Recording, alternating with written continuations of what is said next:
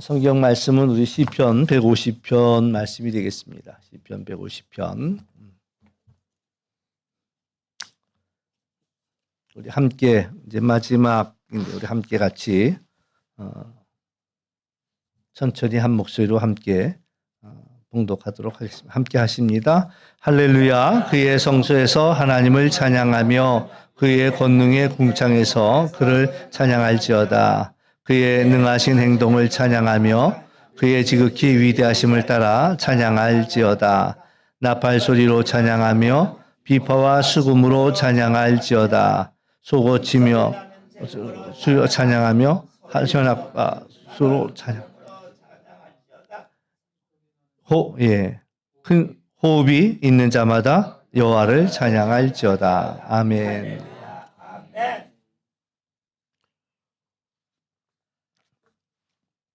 저희가 이제 시편 150편에 이르렀습니다.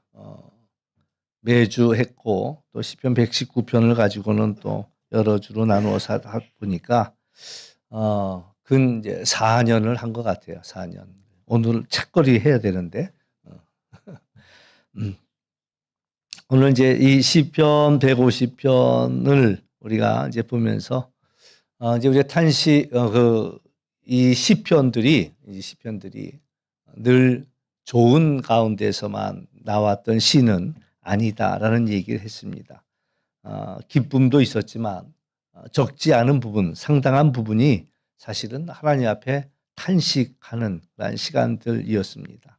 억울한 일들도 많았고 배신도 당했고 또 두려움도 있었고 또 절망하는 일들도 있었고 또 하나님이 침묵하는 것에 대해서 하나님은 어떻게 이렇게 침묵하실 수가 있습니까? 나를 잊으셨습니까? 나를 버리셨습니까? 뭐 이런 질문도 많았고 왜 악인은 형통합니까? 뭐 이런 질문들이 끝없이 많이 나왔다라는 얘기입니다. 물론 이 질문은 믿음이 없는 사람들의 질문이 아니었고요.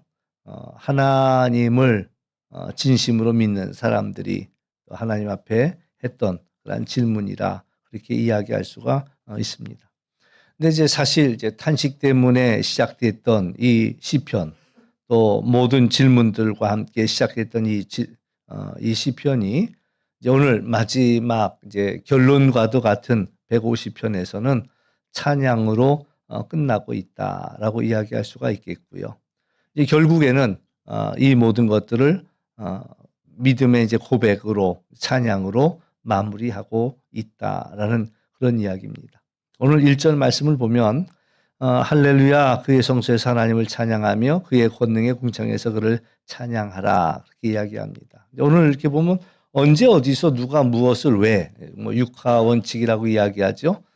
그렇게 이야기를 하고 있는 것처럼 보입니다. 그래서 어디에서 찬양할 거냐라는 이야기 속에서 1절 말씀을 보면 그의 성소에서 찬양하고 그의 권능의 궁창에서 찬송하라고 이야기하고 있습니다.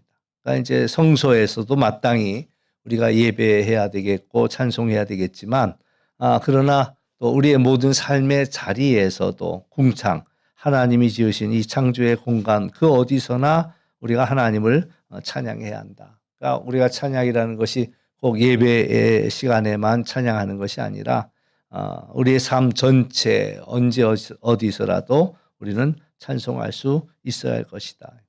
어떤 이들은 찬송 그렇게 이야기하면 예배 시간 중에 내지는 뭐 찬송가 한 몇 곡만 부르고 예배 시작하지요. 그러면 그냥 예배 시작 전에 그냥 단순히 부르는 몇 곡 정도로 생각하거나 아니면 또 찬양 잘하는 이들이 갖는 그런 찬양만을 생각하기 쉽지만은 그러나 이제 사실 성경에서는 우리에게 뭐라고 얘기하냐면 모든 자리에서 일터에서도 찬양하고 또 가정 내에서도 찬양하고 또 외로운 골방에서도 찬양해야 한다라는 이야기를 우리에게 들려주죠. 대표적인 경우가 바울과 실라입니다. 빌립보에 가서 감옥에 갇혔고 매를 맞고 또 착고에 채워져서 그런데도 그들은 이제 그곳에서 찬양을 하는 거죠. 뭐 찬양할 수 없을 거라고 생각이 드는데도 그럼에도 불구하고 그들은 이제 찬양했다라는 얘기입니다. 우리 찬송가 438장에 보면 내용은이 은총 입어 찬송할 때 주 예수와 동행하니 그 어디나 다 하늘나라 이야기합니다. 빈들일지라도 주님이 동행하는 곳은 하나님의 나라고 궁궐일지라도 하나님이 동행한다면 그곳이 곧 하나님 나라다.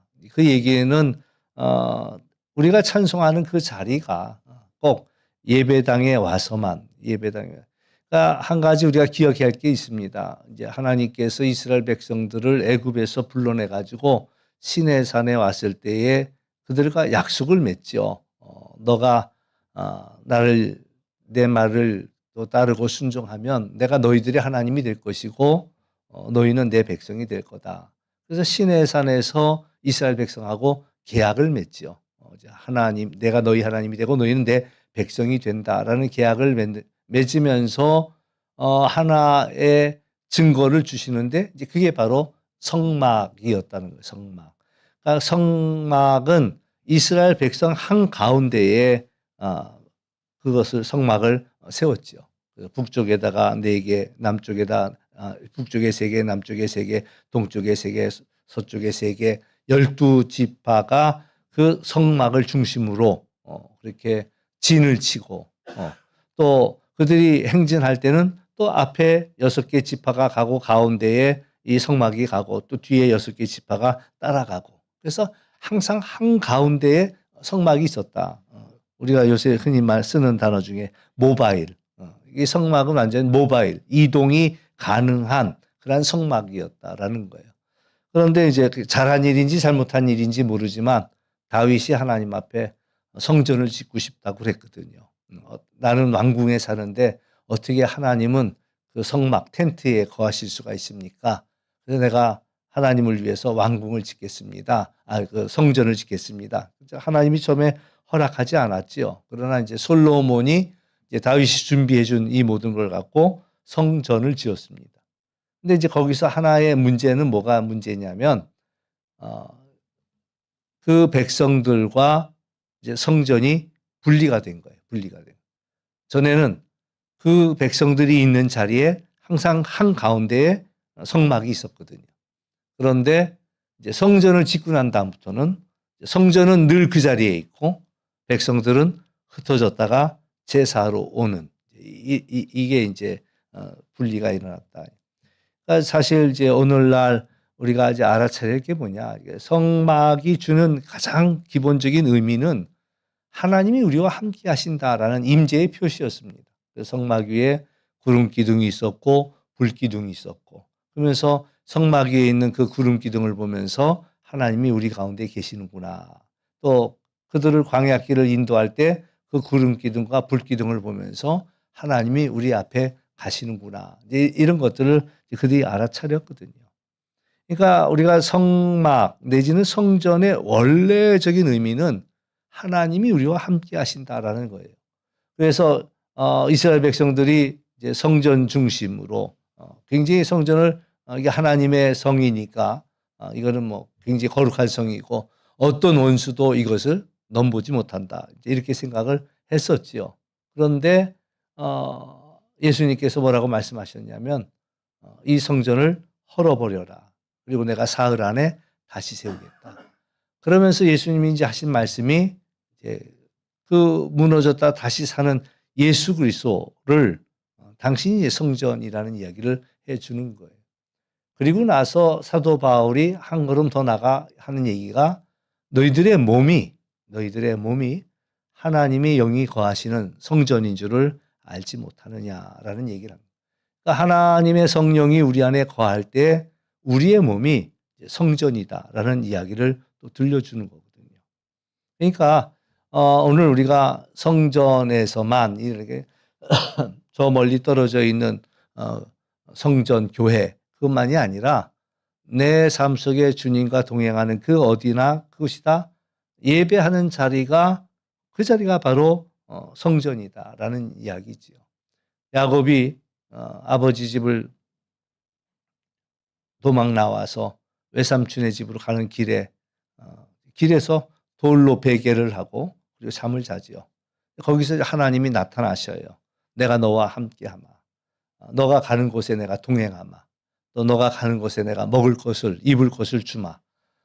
그 야곱이 이제 그 잠에서 깨갖고 하나님은 내 아버지 집에 그 아버지 이삭의 집에 있는 줄 알았는데 나와 함께 하시는구나라는 그것을 알아차리지요. 그러면서 또 하나님이 약속하신 그 얘기를 다시 되풀이합니다. 내가 가는 길에 나와 동행하시고 내게 먹을 것을 주시고 내게 입을 것을 주시고 나로 평안히 이곳으로 돌아오게 한다면 이곳이 바로 하나님의 성전이 될 것이다. 그래서 이제 원래는 루스라는 이름을 가졌는데 이름을 벳엘이라고 바꾸지요. 벳이라는 것은 집을 의미하고 엘은 하나님을 의미하는데 이곳이 곧 하나님의 전이 될 것이다라는 그런 고백을 합니다. 그러니까 이제 우리가 중요한 것은 우리는 언제 어느 자리에서나 예배할 수 있다라는 얘기입니다. 꼭 예배당 안에서만이 아니라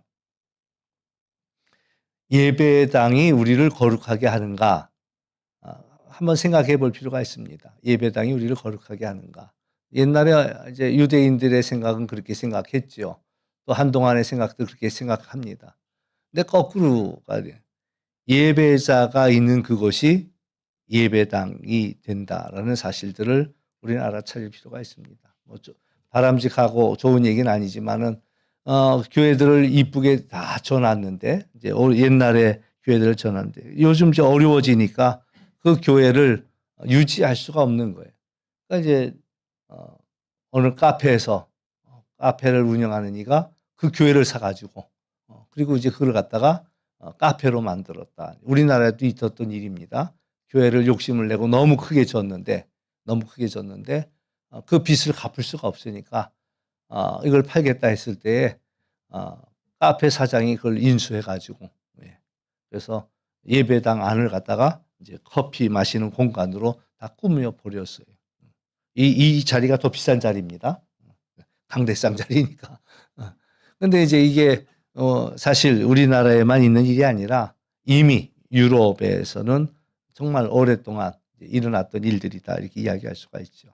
그러니까 교회가 그 사람들을 거룩하게 해주는 것이 아니라 거룩한 사람들의 모임이 곧 교회가 된다라는 사실들이고요. 예수님께서도 그 성전에 들어가서 성전을 다 뒤집어 엎었던 일들이 있었죠.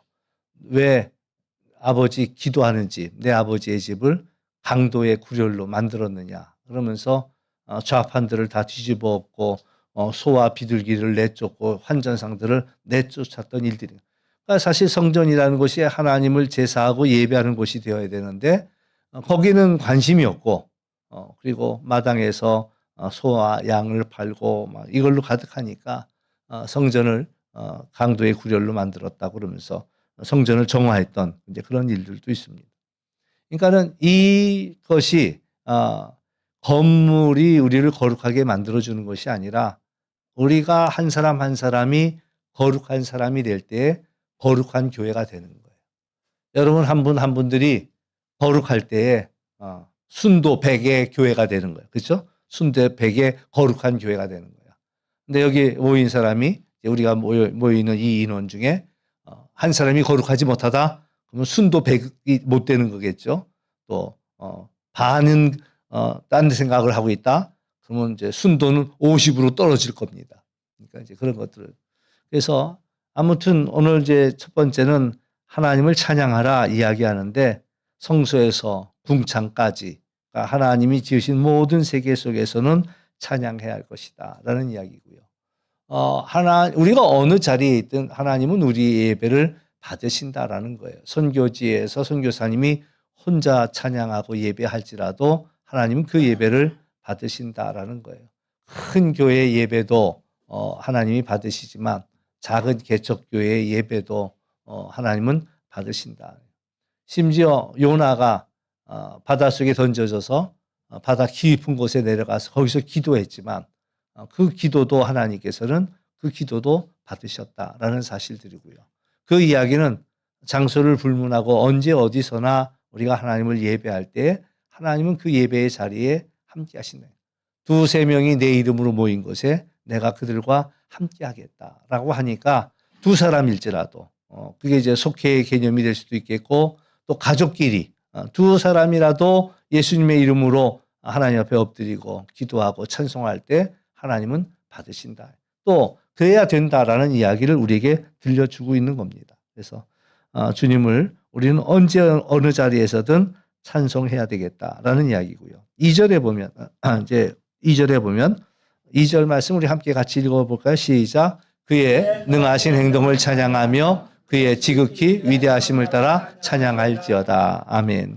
우리가 이제 하나님을 찬송해야 할 이유를 이야기해 주고 있습니다. 왜 찬양해야 되는가? 첫 번째는 하나님의 능하신 행동이다라는 이야기를 하죠.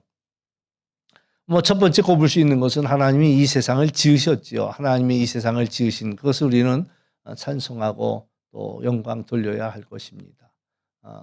그 얘기만 하려고 해도 또 얘기가 길어지니까 우리가 하나님을 찬송해야 되겠고 뿐만 아니라 또 우리가 죄악 가운데서 또 우리가 지난 주일날 나눴던 말씀이지만 우리가 영접하지 않고 자꾸 주님을 밀어내는 거예요. 그런데도 하나님은 우리를 포기하지 아니하시고 우리들을 자녀 삼아 주시고 끌어안아 주시고 그렇단 말이죠. 그러니까 하나님의 그 구원을 우리가 생각할 때도 왜 날 사랑하나? 하나님은 왜 날 포기하지 않지? 내가 잘하는 것도 없는데 이쁜 것도 없는데 또 지난 주간에는 그 이야기가 계속 밀려오더라고요. 유튜브 하나를 보는데 오늘날 우리 모두가 생각하는 것은 인간을 생각할 때 이 사람이 쓸모가 있냐 없냐 놓고 평가한다는 거예요. 우리 사회가. 일본에서는 그런 사건도 일어났었습니다. 어떤 사건이 났냐면은 그 노인들 병원인데 이제 장애를 가지고 있는 노인들 병원인데 이 간호사로 들어간 친구가 이 노인들을 하나씩 죽이는 거예요. 이제 모르게 아무도 모르게 죽이는 거예요. 나중에 이제 40여 명을 죽였더라고. 그 병원에 입원했던 노인들, 장애인들을요. 그러니까 이제 인터뷰를 했어요. 왜 이분들을 이렇게 왜 죽였냐, 무슨 이유가 있느냐 그랬더니 이 사람이 한 대답이 뭐냐면 그 사람들은 다 쓸모없는 사람들이에요. 라는 얘기를 했다는 거예요. 그런데 더 놀라운 것은 일본 사람들이 그 얘기에 공감을 한다는 거죠. 저 쓸모없는 사람들은 당연히 없어져야 된다. 또 잘된 일이다. 근데 이제 그런 일들이 오늘 우리도 모르는 사이에 우리가 거기까지는 안 나갔겠죠. 그럼에도 불구하고 사람들을 볼 때 이 사람은 쓸모 있는 사람, 이 사람은 쓸모없는 사람. 그러나 이제 성경은 계속 우리에게 이야기하는 것이 우리가 쓸모 있어서가 아니란 얘기죠. 또 지난주에도 나눴던 말씀이지만 왜 하나님은 우리를 포기하지 않는가? 하나님은 존재 자체가 사랑이시기 때문에 포기하지 않는다라는 말씀도 우리에게 주셨고 또 우리를 통해서 하나님이 하실 일들이 있기 때문에 그렇기 때문에 또 하나님은 우리를 포기하지 않는다. 그러므로 우리는 하나님을 찬양해야 한다는 거죠. 우리가 잘난 게 있어서 하나님을 찬양하는 것이 아니라 또 하나님 앞에 우리가 떳떳한 것이 아니라 하나님이 여러 가지 부족함에도 불구하고 여전히 우리를 사랑하시는 그 사랑을 우리는 찬송해야 한다. 우리를 인도해 주시는 하나님, 또 우리를 보호해 주시는 하나님, 또 우리를 매 순간 회복시켜 주시는 하나님, 위로해 주시고 또 필요한 것들을 공급해 주시고 그러니까 우리는 매 순간마다 그것을 알아차릴 필요가 있는 거죠. 하나님이 날 도와주셨네. 하나님이 날 지켜주셨네. 이것을 알아차리면서 그때마다 나를 구원하신 하나님을 찬양합니다. 나를 인도하신 하나님을 찬양합니다. 때로는 어떤 일들이 막혔어요.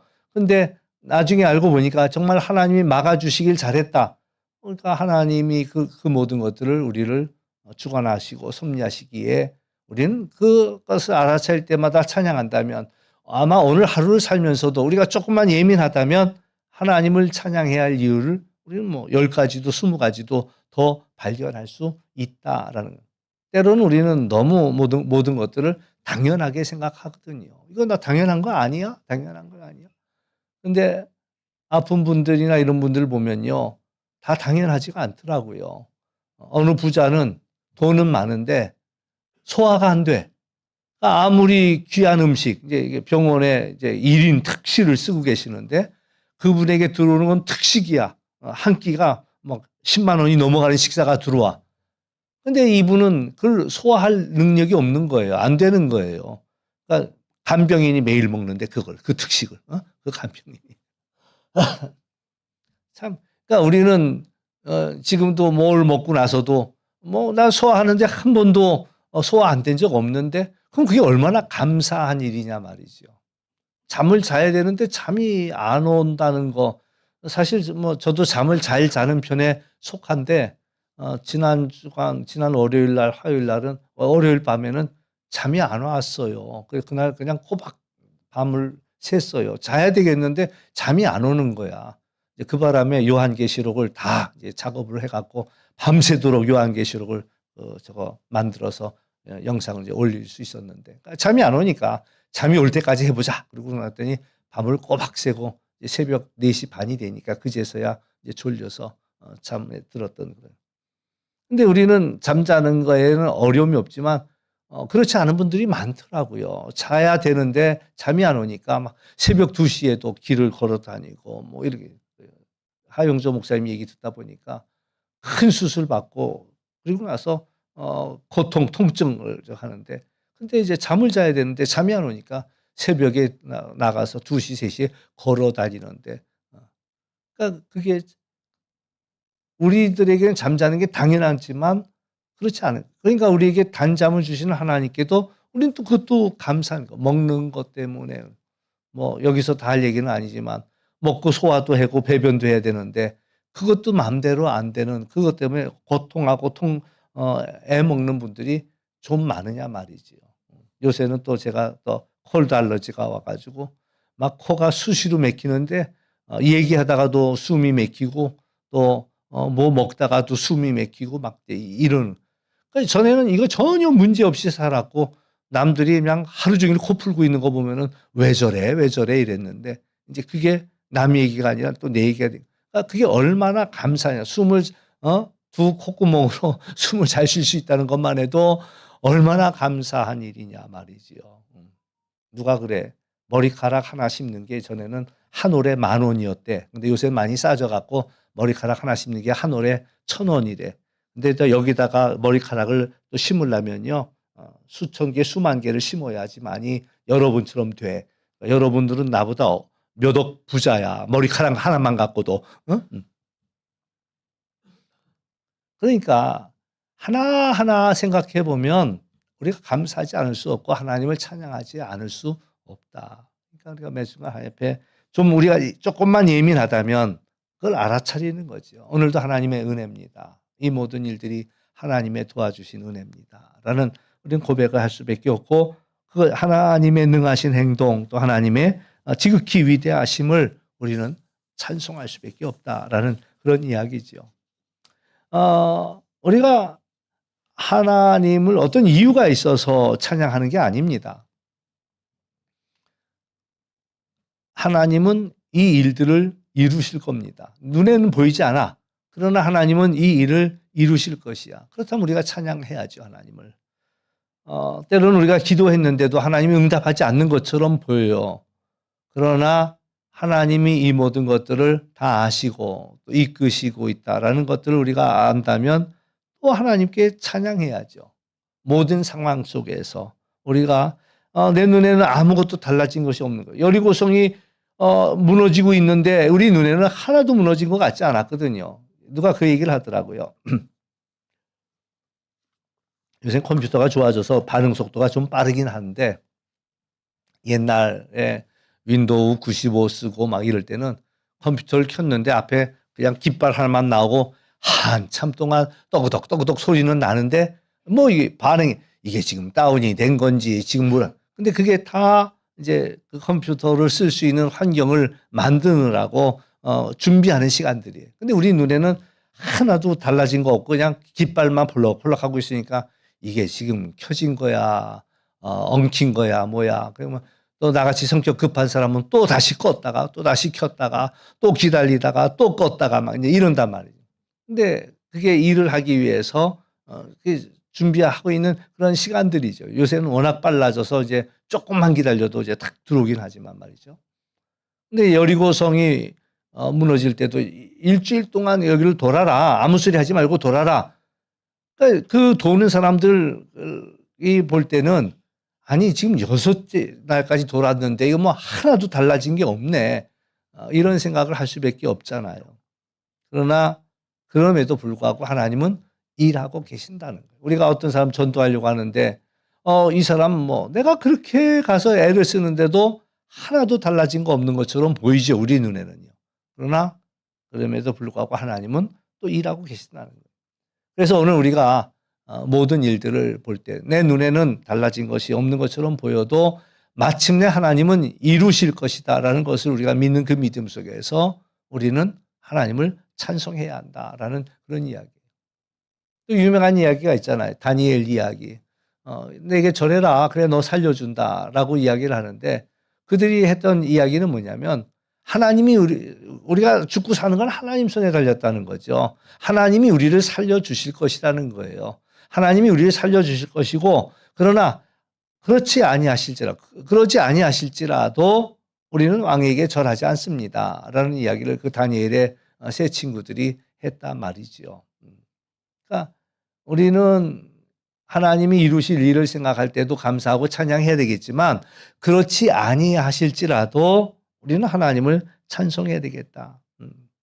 우리가 좀 더 성숙한 신앙을 가졌다면 뭐 때문에 어떤 이유가 있기 때문에만 찬양하는 것이 아니라 하나님이 하나님이시기 때문에 아까도 했던 얘기지만 하나님이 왜 나를 사랑하느냐? 내가 사랑할 만한 구석이 있어서 나를 사랑하는 이유가 내게 있다는 게 아니에요. 그 이유는 하나님에게 있는 거예요. 하나님이 사랑이시기 때문에 나를 사랑하는 거고 나를 포기하지 않는 거지요.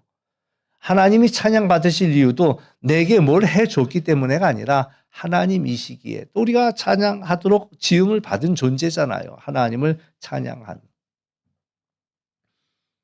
어떻게 찬양하냐라는 이야기는 3절에서 5절 나오고 있습니다. 시편 150편에는 이 짧은 구절 속에 제일 많은 악기가 등장하고 있습니다.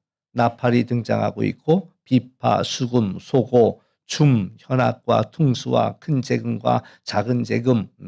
이건 뭐 악기의 종류를 얘기하려고 하는 것이 아니라 우리가 할 수 있는 모든 것을 다 동원해서 하나님을 찬양하라는 거예요. 우리가 하나님을 찬양하는데요. 하나님을 찬양하는데도 불구하고 하나님을 어떻게 더 하나님께 더 영광 돌리고 싶어. 그럼 우리가 어떻게 하겠어요? 그냥 입으로만 빵긋거리게 했어요. 손뼉이라도 쳐야지요. 발이라도 동동 굴러야지요. 왜? 하나님을 더 찬양하고 싶은데 내 목소리 갖고 안 되니까. 그러니까 박수를 치면서 발을 둥둥거리면서 책상을 두들겨대면서 그러면서 하나님을 찬양하는 거예요. 이제 그 더 잘할 수 있는 사람은 북 가지고 찬양하겠죠. 소고와 퉁수로 찬양하겠죠. 더 잘할 수 있는 우리 예지양처럼 피아노로 멋지게 하나님을 찬양하죠. 우리가 그렇게 멋지게 찬양할 재주가 없으면 그냥 여기라도 두들기라는 거야. 두들기라는. 어떤 사람이 자기 뺨때기를 막 때리고 있는 거야. 노래하면서. 그러니까 앞에서 찬양 인도자가 아니 보니까 30분 내내 자기 뺨을 때리고 있어. 그러니까 놀래가지고 아니 선생님 찬양하는데 왜 그러십니까? 걱정이 되니까 30분 내내 자기 뺨때기를 때리니까. 근데 가서 이렇게 보니까 손이 하나밖에 없는 거예요. 박수를 치고 싶은데 박수를 칠 수가 없으니까 자기 뺨을 때리면서 찬양을 해요.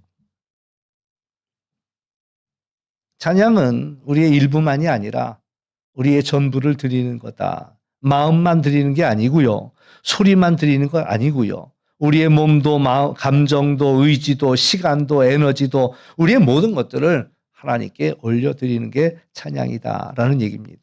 그래서 로마서 12장에서는 너희의 몸을 하나님이 기뻐하시는 산 제물로 드려라. 이는 너희가 드릴 영적 예배라. 이렇게 이야기하고 있습니다. 또 이제 마지막 절에 보면 6절에 보면 호흡이 있는 자마다 여호와를 찬양하라. 이렇게 이야기합니다. 이제 시편 마지막 문장이 이 한 문장입니다. 호흡이 있다면 여호와를 찬양하라. 아까 성경 말씀 하나 읽었어야 되는데 안 읽었어요. 욥기 1장 21절 말씀. 좀 보여주죠. 욥기 1장이시죠. 우리 함께 같이 봉독해 봅니다. 시작. 이르되 내가 모태에서 알몸으로 나와 싸운즉 또한 알몸이 그리로 돌아가올지라도 주신 이도 여호와시요 거두신 이도 여호와시오니 여호와의 이름이 찬송을 받으실지니이다. 아멘. 예, 욥의 이야기입니다. 욥이 정말 당대에 굉장한 의인이었고 또 많은 부자였습니다. 근데 이제 원수 마귀가 와서 저가 하나님을 잘 믿는 이유는 하나님이 그 욥에게 복을 줬기 때문입니다. 라는 얘기를 하지요. 그러니까 하나님께서 그래? 그렇지 않아. 욥은 나를 예배해. 그러니까 이제 하나님께서 그럼 그가 가지고 있는 것을 한번 뺏어봐. 그가 욕하는지 어떻게 하는지. 그러니까 이제 하루아침에 강도들이 들이닥쳐 갖고는 그 모든 재산들을 다 뺏어갔지요. 또 아들, 딸들이 있었는데 아들, 딸들이 하루아침에 모여서 잔치하다가 지붕이 무너지면서 다 죽어버렸지요. 근데도 욥이 하나님을 뭐라고 비난하지 않는 거예요. 그러니까 이제 또 사탄이 하나님 앞에 나와서 하는 얘기가 하나님이 이제 그가 아직도 몸이 건강하니까 그러는 거다. 그를 지켜주기 때문에 그런 거다. 하나님이 그러면 그의 생명만 손대지 말고 해봐.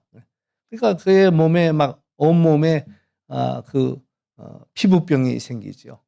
피부병이 생기면은 뭐 아토피를 앓는 분이 본인이거나 아니면 주변 사람에 있으면 알겠지만은 아토피가 얼마나 가려운지요.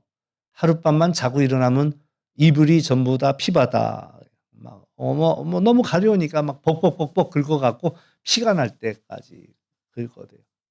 저도 한 군데가 헐었는데 저도 가려운 거 못 참아요. 가려운 거. 그러니까 밤새도록 벅벅벅벅 긁고 아침에 일어나면 거기에 또 피가 났어. 그러니까 이제 이 욥이 얼마나 가려우냐면은 기와장을 갖고 몸을 긁어. 기와장을 갖고. 그러니까 이제 그 옆에서 이제 부인이 그걸 보면서 뭐라고 얘기하냐면 차라리 하나님 저주하고 죽어라. 부인이 남편한테 그러고도 사냐? 그냥 차라리 하나님 저주하고 죽어라. 그때 대답이 이제 저 대답이에요. 내가 알몸으로 왔고 또 알몸으로 돌아갈 터인데 하나님께서 이 모든 거 주셨고 그러니까 주신 자도 하나님이시니까 걷어가셔도 하나님이 하시는 일이고 하나님은 찬송을 받을 자라고 이야기합니다. 그러니까 우리가 하나님을 찬송할 때 꼭 주셨을 때만 감사하다고 찬송하는 것이 아니라 때로는 거두어가는 것도 하나님의 은혜일 수도 있습니다. 그러니까는 우리가 알지 못하지요. 그 이유는 꼭 내가 원하는 대로만 되어야 찬송 받으실 분이 아니고 우리가 내 생각과 달리 이루어졌을 때에도 하나님이 일하신다라는 걸 믿는 거죠. 하나님은 선한 일을 합력해서 선한 일을 이루신다라는 것들을 믿을 수만 있다면 우리가 하나님을 찬송한다. 그래서 오늘 이 마지막 구절은 이렇게 정리했습니다. 호흡이 있는 자마다 여호와를 찬양하라. 살아있으면 찬양하라라는 거예요. 호흡이 있으면 우리가 숨을 들어 마시고 숨을 내뱉잖아요. 우리에게 숨이 있으면 하나님을 찬양한다. 오케스트라 악기 중에서 이제 관악기들 이게 바람을 불어넣어서 부르는 그 관악기들 팀을 가리켜서 윈드라고 이야기해요. 윈드 뭐 우리가 잘 아는 대로 바람이죠. 근데 아무튼 우리가 숨을 내쉬면서 그 소리가 아름다운 소리가 나는 거예요. 그러니까 사실 우리의 입으로 우리가 소리를 내는 것도 우리의 들여 마신 숨을 밖으로 내뱉으면서 소리를 만드는 거죠. 근데 우리가 숨을 내쉬면서 내뱉으면서 하는 이 소리가 어떤 이들은 아름다운 소리를 내기도 합니다. 어떤 이들은 저주를 내기도 하고 남을 헐뜯고 비난하고 남을 죽이는 말을 하는 이들도 있다. 그러니까 우리가 숨을 쉬는데 사람을 살리는 말을 우리는 할 수도 있고 또 우리는 또 그 사람을 죽이는 말도 할 수 있다. 근데 우리는 누구냐? 하나님을 찬송하도록 하나님이 우리를 지으셨다라는 사실들을 우리가 기억하면서 우리가 할 수 있는 최고가 뭐냐? 우리가 선한 말을 내고 살리는 말을 하고 하지만 그중에 최고는 하나님을 찬양하는 일이다. 그러니까 내게 숨이 붙어 있다면 하나님을 우리가 찬양할 필요가 있다라는 그런 이야기지요. 그래서 오늘 우리가 이 땅을 살아가면서 하나님을 우리가 찬송하는 자로 호흡이 있다면 살아가야 할 것이다라는 이야기고요. 저는 이제 이 시편 150편을 쭉 지나오면서 지난주에도 나눴던 말씀입니다만은 제가 얻은 결론은 이 찬양이 뭐냐? 하나님께서 하나님의 자리로 모시는 것이 그게 찬양이다라는 이야기예요. 찬양하는 가운데 하나님이 내 보좌에 앉으시는 그게 찬양이에요. 그건 같은 말입니다. 예배가 뭐냐라고 이야기할 때 예배는 하나님이 하나님의 자리에 앉으시도록 그 자리를 내드리는 것이 그게 바로 예배라는 거지요. 기도도 마찬가지입니다. 뭐가 기도냐라고 할 때 하나님의 자리를 인정해 드리는 거예요. 하나님이 이 모든 일들, 주님의 뜻대로 이 모든 일들이 이루어지이다라고 드리는 거예요. 그게 바로 찬양이기도 하고 예배이기도 하고 그게 바로 기도라고 이야기할 수 있다. 호흡이 있다면 여호와를 찬양하라. 그런데 오늘도 마침 말씀 하나 또 영상으로 만들다 보니까 이것도 계시처럼 이 말씀이 또 우리에게 주어지더라고요. 오늘 시편 115편 말씀을 또 우리 매일 그 말씀 묵상에다 올렸는데 15절에서 18절 말씀 우리 함께 좀 같이 봉독해 보겠습니다. 함께 봉독하십니다. 시작. 너희는 천지를 지으신 여호와께 복을 받은 자로다. 하늘은 여호와의 하늘이라도 땅은 사람에게 주셨도다. 죽은 자들은 여호와를 찬양하지 못하나니 정확한 대로 내려가는 자들은 아무도 찬양하지 못하리로다. 우리는 이제부터 영원토록 여호와를 송축하리로다. 할렐루야. 아멘. 네, 그러니까 반대로 하는 얘기지만 이 반대의 이야기는 죽은 자들만이 찬양을 못한다는 거예요. 또 바꿔 말하면 찬양하지 않는 자들은 죽은 자라고 이야기할 수밖에 없는 거죠. 숨은 쉰다 말하지만 살았다라고 얘기하기는 어렵다. 그러니까 마땅히 하나님께 우리는 찬양해야 한다라는 이야기고요. 그래서 천지를 지으신 여호와께 복을 받은 자다. 우리가 복을 받은 자다라는 우리의 정체를 이야기해 줍니다. 그러면서 하나님이 우리로 하여금 송축하라 하시니 이제부터 영원까지 나는 송축하겠다라고 이야기합니다.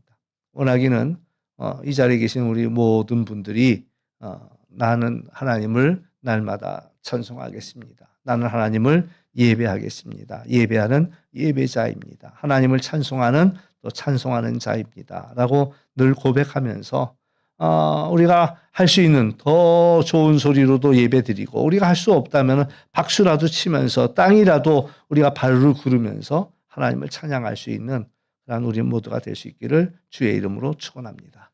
예, 기도하겠습니다.